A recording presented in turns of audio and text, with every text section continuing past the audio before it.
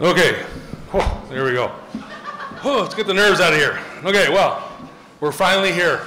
After 2 years of COVID, the lockdowns, and all the challenges we all face, it's great to finally get together and celebrate our proud GG history and a salute to the future of GG football. First, I want to congratulate tonight's other inductees, Sebastian in the 1960s, 70s, and 80s teams. Congratulations, everybody. A special thank you to Tommy for being part of this evening. Tommy was a seasoned vet when I came over to the GGs, and he was one of those guys you looked up to as a young player there. And all those who had a part in me being inducted tonight, the GG football program and the 1881 Football Alumni Association. Special shout out to Rob Tallyho. He paid me to say that. So we've all heard throughout our lives that football is the greatest team sport out there, and I think we'll all agree with that. And to be standing here in front of you tonight, being recognized for my individual contribution to the GG's football, it's truly humbling, and I'm greatly honored. I think we all started playing when we all started playing football, I don't think any of us kind of sat there and said, yeah, I'm going to be a Hall of Famer, I'm going to be the MVP, the team, you know.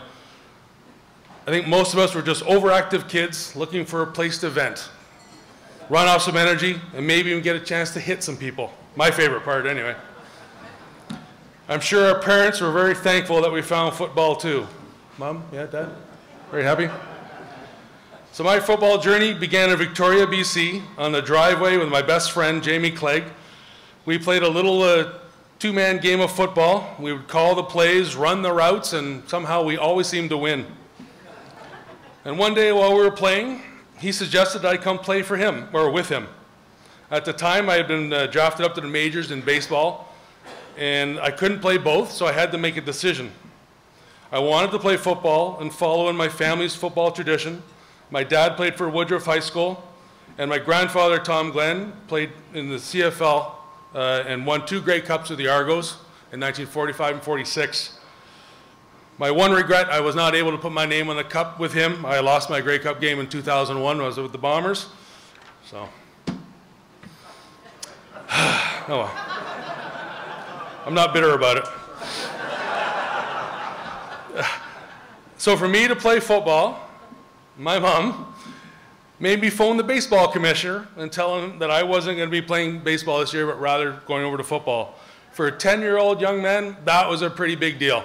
I remember dialing the phone, just being all nervous, and anyway, she made me do that phone call. After the Hornets, I played with the Richmond Bombers in Richmond, BC. Then my family moved back to Ottawa, where I played my community ball for the then Blackburn Bengals, now the Orleans Bengals, and there's a few reps from the Bengals in the back there. Then off to Crean Wilson High School in the East End, 1988 City Championship, and then fatefully here to Ottawa U in 1990. Now, my mother-in-law has a funny little saying. She always says things happen for a reason. And I always thought that was a little kooky, a little weird, like, what are you talking about? But as you start to look back and see how events through your life are all connected, and whether or not you understand it at the time or not, there's always a reason.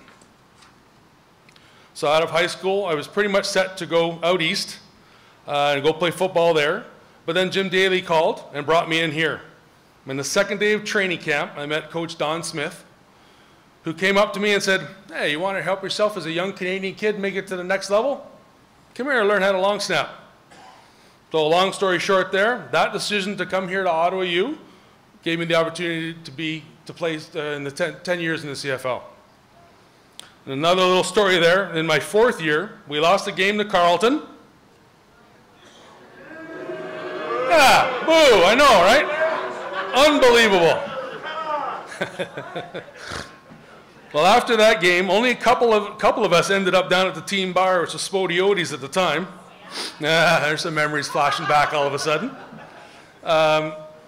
Just a couple of us there, so I said, forget this, and then I walked over to the bar that I was touring at the time, Maxwell's, and I sat in the back corner, I grabbed an orange juice, and I just sat there, and I was in a bad, bad mood. But it was that evening that I ended up meeting my wife, Jana.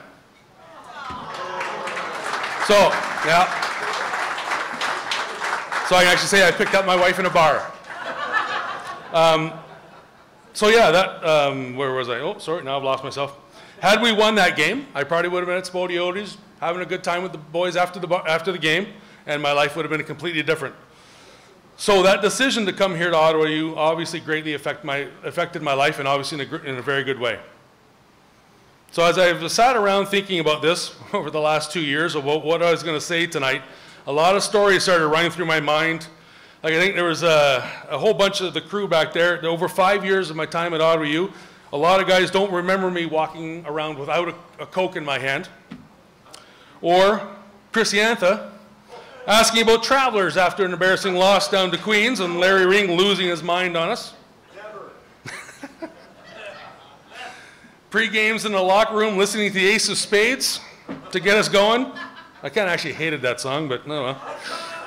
The Panda games, the wild times surrounding all that, and the wins and the losses. And can somebody explain to me how we lost the Bishops 4 to 5 years in the playoffs? Every year. It's unbelievable. But I always kept coming back to one central idea, that this is my opportunity to say thank you to everyone who was right there with me throughout my time here at Ottawa U. So we're going to start off with a thank to my parents for their continuous support. As a young man driving to and from practices, mostly coming home with the window down so I didn't stink up the car too bad, and traveling to as many games as they could. When they would travel through my college career and then even through my CFL career, they were always anywhere from Montreal to Hamilton. They were at every game that they could be. To my mom, for being ready, willing, and able to square off with an entire section of rowdy Hamilton Tiger Cat fans the game I blew my knee out. And she would have too. She would have thrown down with them all. My #1 fan, my sister, and I can still hear her screaming from the stands at Ottawa U. Oh boy, okay. To my wife, Jana, I know football was never really your thing, but you stood by me all those years. Thank you, and I love you. And just so everybody knows, yesterday was our 27th wedding anniversary. Thank you. So, thank you very much. And still going strong, eh, Cindy? And this is our big night out. We were both thinking, hey, we should go out for dinner. And hold on, we are going out for dinner. No. To the staff, the equipment staff. So back in our day, it was Norm and his crew, water boys, ball boys. All these guys worked their butts off to make sure we had everything we needed to play. To the trainers and the doctors, to Dave Barry, and I see Doc Greenbird's in this. There he is right there.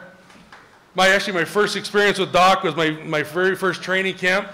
It was late August. I was, what's that? It was hot as hell.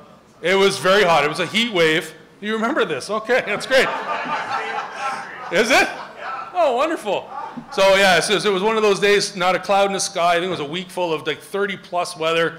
And there we are in the morning practice, and we're doing individuals. And I go back and doing a drill, and I almost passed out. And I remember the coach coming up to me and lifting my helmet up and looking at me and goes, "Trainer!" So over Dave Barry comes, grabs me, takes me off. Anyway, I ended up in a cold room with ice packs in my groin and my armpits, taking a couple of water solid Advil and chatting with Doc Greenbird.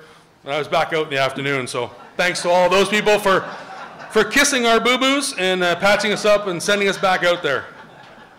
To the coaches along the way, there's been many, but just to name a few that really made an impact on me: Coach Gene Robillard, Coach Joe Pow, Dave Ritchie, and I think Phil Roberts might have had a hand in many people's careers in this room right now.